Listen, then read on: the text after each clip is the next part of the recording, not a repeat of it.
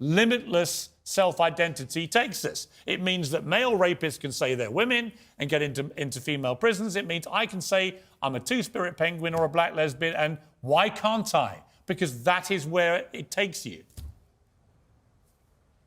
Well, it certainly does, and I think you just had the perfect argument there. It's impossible to define, and it's impossible to stand up for, because it's a mockery of what actual people are. And furthermore, going back to children, when this happens at a young age, when you start trying to convince kids that they don't know what gender they are, or they're born in the wrong body at 2, 3, 4, 5, 6, 7, 8, 9, 10 years old, that's child abuse. All right? Gender-affirming care, wherein you only tell somebody they can be whatever they want to be, regardless of their biology at a young age, that is child abuse. It's happening in the UK, it's happening in the US, and this is making room for groomers to groom young people, to confuse the heck out of them, make them not know what they are, so that they can take advantage and exploit them. Now, I want to be very clear here. This is not the mainstream LGBTQ movement. There are a lot of conservatives that even support that movement. This is a radical agenda made by groomers, and they don't want you to call them groomers, which is a perfect example of why they are groomers.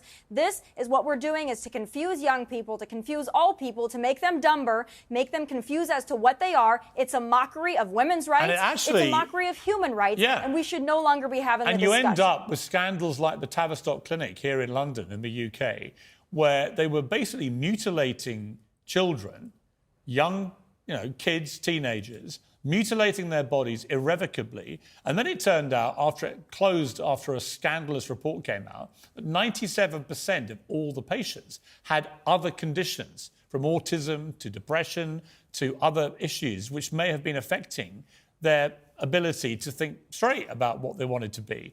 And that was, to me,